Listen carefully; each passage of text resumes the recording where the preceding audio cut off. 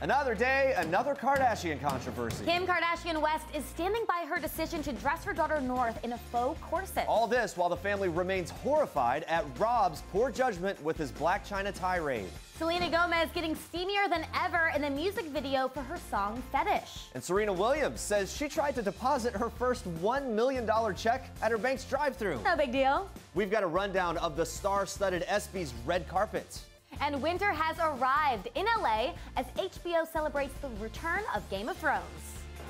Kind of feels like it's wrapping up and coming to a big conclusion. Plus, Friends from College star Parisse is live in our studio. It is all today on People Now. Straight to the wall for me. Yeah, straight to the wall.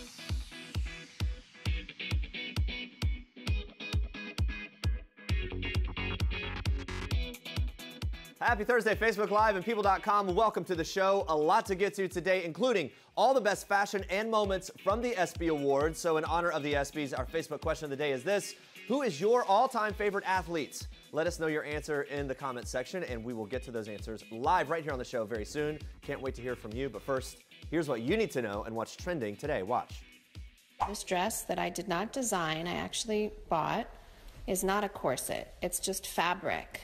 Kim Kardashian West is setting the record straight and standing by her decision to dress daughter North in a faux corset. Earlier this week, the 4-year-old was spotted wearing what appeared to be a corset over her orange dress, the mother of two receiving criticism from fans and followers who deemed the toddler's ensemble too provocative and inappropriate for a young girl. But Kim defended the corset on Twitter with a photo and video saying, quote, "I would never put my daughter in a corset. It's a dress I bought that is a cotton fabric that laces up and looks like a corset. Just decoration."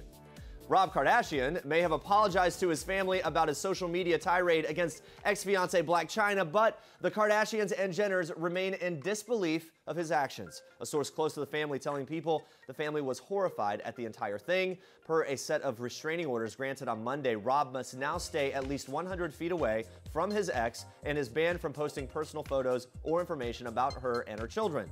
The source also tells People Rob has been on such a good track lately and he used really poor judgment here and got emotional. Another insider has told People that the family is deeply disappointed and frustrated with Rob because of his online outburst, but they remain focused on being supportive of Dream, Rob's 8-month-old daughter, with Chyna. The Jenner family source says in the end, it's about Dream and Rob has to grow up and be mature enough to realize that and how this can impact her later in life. Everyone has been skeptical about Chyna and her intentions from the get-go, but because Rob was so happy, that's what mattered to them, so they were as on board as they could be. But once there was a child involved, the game changed. The restraining order against Rob is set to remain in effect until the next hearing on August 8th. Now onto this. Selena's getting sensual in her new music video. Gomez debuted her new single, Fetish, Thursday at midnight, and it just might be her most provocative song to date, as the title may suggest. Bye-bye Disney Channel, that's for sure. Fetish features rapper Gucci Mane, and the pop star gets pretty steamy with her lyrics singing, quote, "You've got a fetish for my love." The video features a simple close-up shot of Gomez's mouth as she sings the entirety of the racy song, brushing her finger against her lips. My gosh. It's the second single the singer has put out after she debuted the catchy Bad Liar in June. Gomez hasn't made an official announcement about putting out a new album, but I know that we are all loving these singles. Keep it going, Selena. All right, imagine making your first $1 million, I can imagine it, it's somewhere down the road, and driving up to your bank's drive-thru, only to be told, you should probably come in for this. That's just what happened to the highest paid female athlete in the world, Serena Williams. The tennis superstar revealing the story in an interview saying, "I never touched the money, just put it in the bank, and I remember I went through the drive-thru to deposit my check, and then they were like, I think you need to come in for this, and so I ended up going inside." Again, to deposit like $1 million check. Serena, who earned $27 million last year, went on to say that she never, quote, actually played for money. For her, it was more about the trophy. In the interview, she reminisced about growing up in a 2-bedroom house with 7 people and doesn't know how her parents were able to make her feel financially secure, but they did, and she said it was something really special.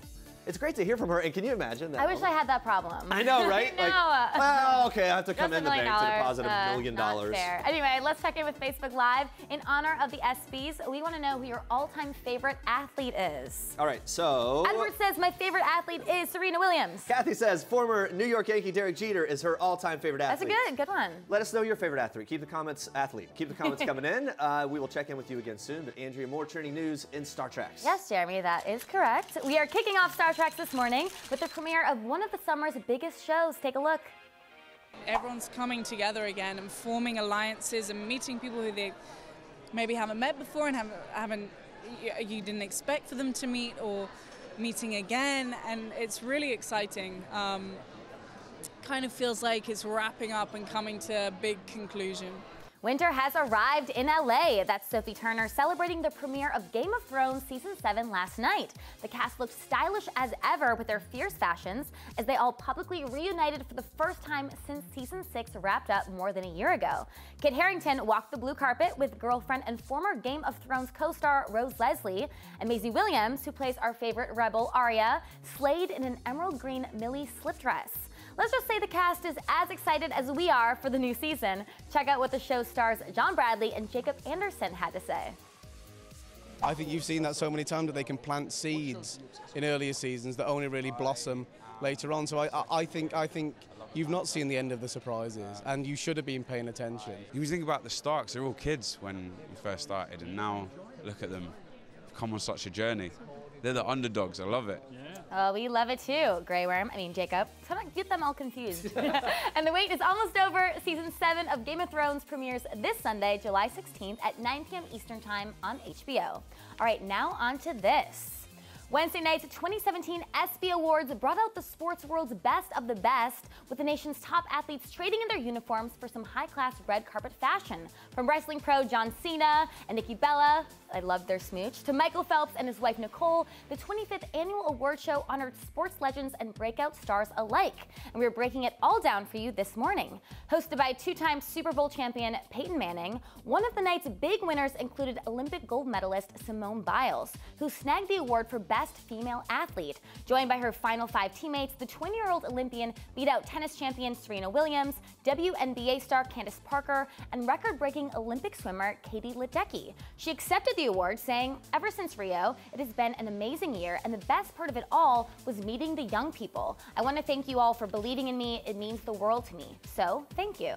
Besides Simone, other big winners included Steph Curry and his fellow Golden State Warriors. The NBA champions were voted the night's best team, beating out top competitors like the Chicago Cubs, Clemson Tigers, and even the United States gymnastics team. Although this was the first best team win for the Warriors, the NBA All-Stars have won 9 of the last 16 awards in this category. Talk about some slam dunks. Other top winners included Aaron Rodgers for Best Play and Best NFL Player, Russell Westbrook for Best Male Athlete, LeBron James for Best NBA Player, and of course, how could we forget, Best Record-Breaking and Male U.S. Olympic Athlete, Michael Phelps. We can't forget him. The 23-time Olympic gold medalist walked arm in arm with wife Nicole Johnson and even got a bit nostalgic, remembering how his very first meeting with Nicole happened at the same award show nearly a decade ago. The swimmer told Entertainment Tonight, "My wife was my escort here 10 years ago when she was working with ESPN. It's funny, she always tells the story like, I wanted somebody different. And I was like, oh, thanks, honey. Really, really like that. She's like, everything works out for a reason. And you know, we've been together on and off for 10 years. And now we have a beautiful son together, and we are very happy." Love to hear that. The All-Star athlete also shared they were celebrating something special as well, saying, "This is the first time since we met here that we've been back here together. Tonight's her birthday also, so we'll have a good night." As for all of his awards, Michael says he's excited to take some trophies back to his infant son, Boomer, but he's not totally ready to hand off the hardware just yet. Telling ET, Boomer just picks things up and just starts hitting things, so maybe I'll just show it to him and not give it to him yet. Yes, I think that's a good plan, Michael. Well, congrats on your big night. And those are your Star Tracks for today. Stay with us, guys. Girls Trip star Queen Latifah and Jada Pinkett Smith are opening up about how Jada's husband, Will Smith, changed their lives. And still, the King's Billy Ray Cyrus is heaping praise on his one-of-a-kind daughter, Miley. Stick around. This is King Cutie in people. His Royal Highness Prince George Alexander Louis of Cambridge. These are George's parents, George's home, his Nana, the Queen, and his staff of 644 Englishmen. This is George's dog Lupo, who inspired his favorite book, The Adventures of the Royal Dog Lupo, one George will share now that he's a big brother. People. The details make the story. Don't miss this week's People. Did you get your summons? Yeah. Lost the best assistant I've ever had. Speaking of which, it's kind of hard to withdraw that kind of summons money without raising red flags.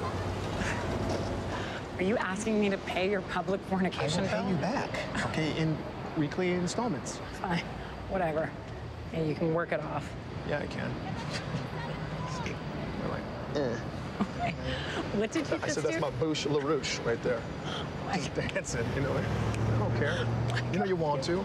Straight to the wall for me. Yeah. Straight to the wall for me. Yeah. What? Hey, what you take in, buddy? Get in on this. Yeah? Down. The dance moves on point. Such an amazing scene. A little sneak peek there from Netflix's new show, Friends from College. Yes, and we are joined by one of the show's stars, the wonderful Annie Parisse. How are you doing? I'm great. I mean, the moves are killer. It's like the new Elaine. Oh yeah, you know, just getting it on. The best way to deal with an awkward moment, though, is to dance. Yes. Just go, dive right in. Yeah. Let's jump into it, though. So in the show, your character, you're having an affair with one of your best friends. Yes. And there's this interesting struggle between, you know it's wrong, you want to do the right thing, but also you can't end this affair. Why do you think Sam and Ethan are trapped in this affair? Is it love or is it just, old habits? You know, I think it's a combination of things. I think it's one, just this is what we do when we're together. We've been friends for 20 years, and when we hang out, this is what we do. That's what happens. When we hang out, we have sex. Yeah. So I think that there's habit is one thing, and then I think the other thing is like Sam is living a pretty unexamined life, and I don't think she's really taken a moment to actually ask herself any of the big questions about Ethan. That's the perfect way to sum it up. An unexamined life, which leads totally. to just spin out Just everywhere. Yes. You can apply that to a lot of people I know. We all know. Yeah, everyone watch this, and if you see yourself in this, take a Examine listen. your life. So Ethan, played by funny man Keegan-Michael Key, Yes. which we think is hilarious and great. We heard that you shot this first sex scene like on day 2 or 3 of shooting. Oh my gosh, yeah, they were like, throw us in, Yeah. like day 2, nice to meet you, take your clothes off and jump in. Well, so take us into a steamy scene like that with him.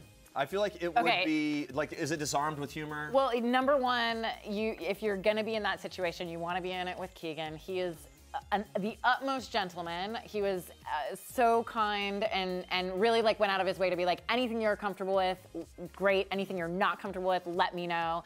And then number 2, he just brought all the humor. Yeah. So it's like 3 minutes in, you're like, fine, this is gonna be fine. I have nipple stickers on. You are wearing a penis sock.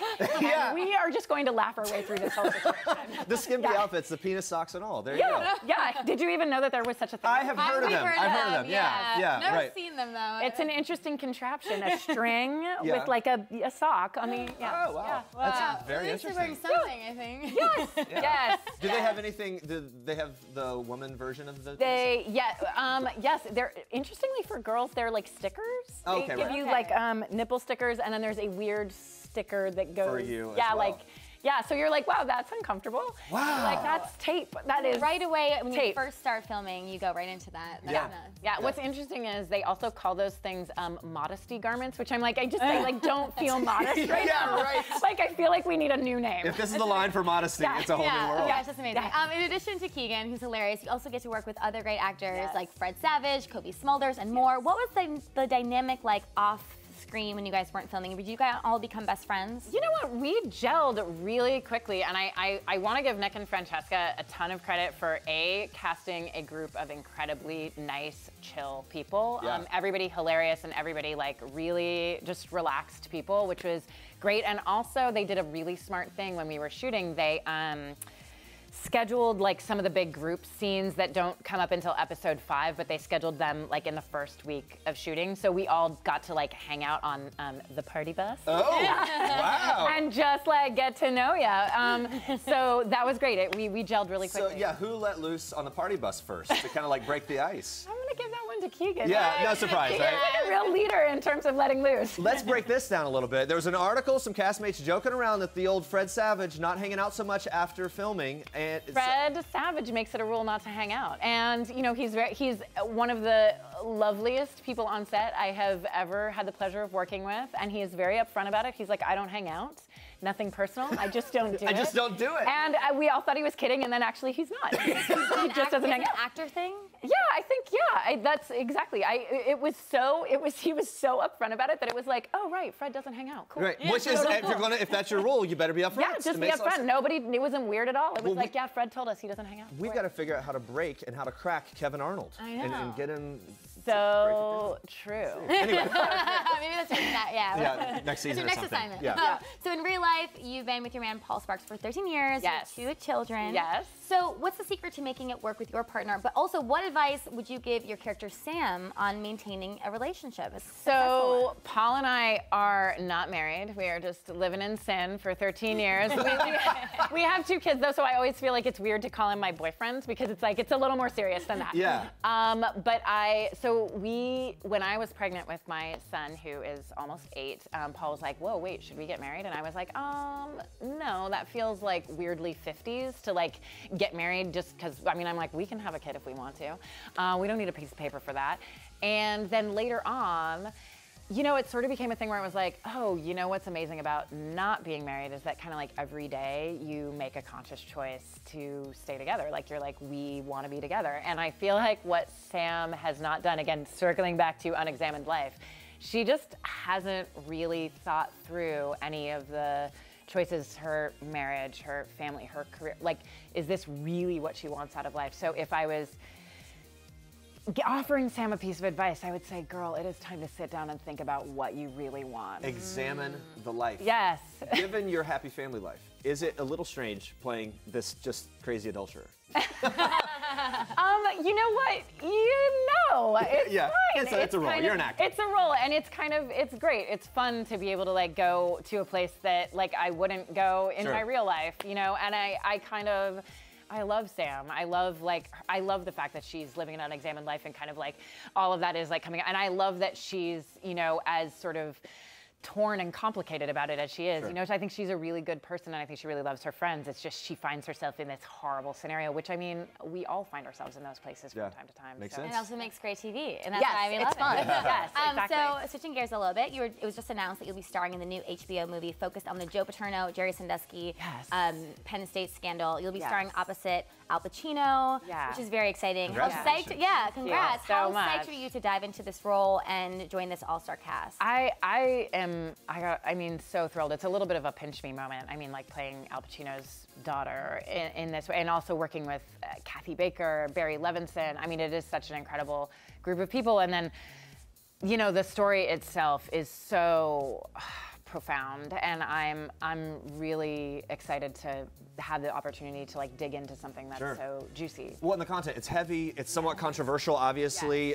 Does that add to the nerves going in, or at least a burden to like really get it right? You know, when playing a real person, which I've only done once before, and that person had passed away already, the onus, the challenge to like get it right, to like really honor their story by being as truthful and as empathetic and as accurate as you can be is really strong. So speaking of nerves, I heard you have some rehearsals coming up this weekend. Yes. With the one and only Al Pacino. Yes. So how going into that, you haven't met yet at all? No, we haven't met yet. We'll meet this weekend. So is this like a bucket list moment, like the moment you meet Al Pacino? I feel like that's a special day. I think I can honestly say, this is like a real, like I'm like, okay, like take a deep breath and just remind yourself, like he is an actor too. Right. You are an actor, and like going in there, but also like be like, wow, I'm working with Al Pacino. Is there a Pacino movie that you would like, if it got personal and you were able to get there, that you would love to like talk to him about working on one of his big, you know, classics or anything like that? Oh gosh. I don't know. I feel like there are, maybe. I mean, maybe I would go to The Godfather just because, like, I grew up with that. Yeah. And, I mean, like, my dad was a big fan, and so maybe that one, or maybe, I mean, I feel like I would probably go there just because it's like part of my childhood. Yeah. That's incredible. Well, we're gonna have to circle back and get the lowdown on how that meeting goes. That's exactly right. Yes. Oh my gosh, I would love to see the film when it comes out. Yeah. Well, thank you so much, Annie, and congrats on everything. And you guys make sure to watch Friends from College, dropping Friday, July 14th on Netflix. And she will be back for one last thing at the end of the show, so stick around. This is Jennifer Lawrence in People. This is Jennifer photobombing Taylor Swift, and Sarah Jessica Parker and Liam Hemsworth, proving that while we all love the fashion of the red carpet, it's people who steal the show. People. The details make the story. Well, guys, Jada Pinkett Smith and Queen Latifah have quite the long-lasting friendship, but it was really Jada's husband, Will, who pushed the female rapper to new heights. While promoting the upcoming film Girls Trip, Queen Latifah opened up about her close relationship with the Fresh Prince, admitting that he changed her life for the better. Watch this. Definitely. I mean, Will gave me my first job on TV. I mean, coming to do The Fresh Prince, I had never even acted on anything on television ever. Thank God he had a dope director in Ellen Falcon at the time who kind of showed me what to do, how to hit a mark, and here's how you do this. And she later became our director on Living Single, so she pretty much taught me how to act. Right. Because I was using instincts, but I didn't know what I was doing. You know, I was Queen Latifah the rapper, using whatever high school play skills I had, you know. Remember, this is a process. You do realize it's a process. And Will, of course, and Jada have been there like my entire career. Anytime I do something or want to try something, I mean, Will is like on it. You know what I mean? It's incredible. I'm gonna miss having you on the inside, Vernon. Time's up.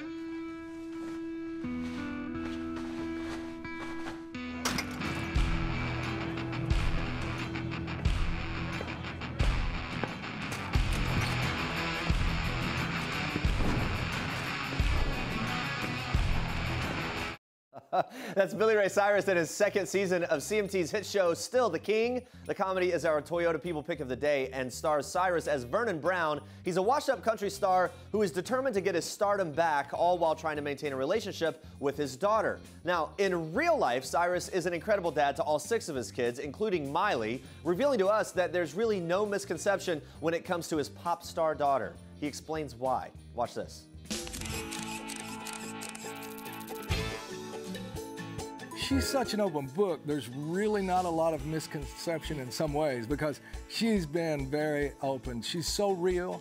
If she's doing a scene on, you know, Saturday Night Live or being Miley in the kitchen or at her house or where, carpool karaoke, she's just so undeniably Miley. There's only one Miley. As you know, originally Hannah Montana was written about Kylie. And it was up until the day we started filming the pilot, it was still Kylie. But I kept saying, if I spoke to her, I said, and Miley, and hold on, no. And about the third time into it, somebody stopped and said, wait a minute, everybody, script change. Kylie is now Miley. And I think looking back at it, that was quintessential to who Hannah Montana was because what it did was open up a door to the real. The little girl herself was Miley. I loved having Billy Ray Cyrus in studio. I know, with his little New York City hat Which he had just bought like out on the street before he walked in. True story. Just because he loved it. Let's check in with Facebook Live. We wanted to know who your favorite athlete is in honor of the ESPYs. Unique says, my favorite athlete is Shaun White. Ew. I like Shaun White. I do too. Lynn says, the best and favorite athlete is Muhammad Ali. Donna says, Mike Piazza. All right. There you go. Lots of good Who's your favorite athlete? Michael Phelps. Yeah. Yeah, I know. Is that such a go-to? Who's yours? Michael Phelps. Oh. Thanks so much for watching, guys. Be sure to tune in again tomorrow at 8:30 a.m. Eastern. We are bringing you an inside look at Lily Collins' new Netflix show, To the Bone. Plus, did you know that Princess Kate and Prince Harry are secret besties? It's true, and it's all part of our royal record that we're breaking down tomorrow. Yes, thank you so much for watching. And for now, we leave you with one last thing from friends from college star Annie Parisse. Take it away, Annie. Hi, I'm Annie Parisse, and this is one last thing. The last song I had stuck in my head was the King's song from Hamilton. Da, da, da, da, da, da, da, da. I didn't sing that right, but the last girls' night I had was this weekend with my 3-year-old. We painted our nails and had sushi. The last TV show I binge watched was Master of None. Hilarious. Love it so much.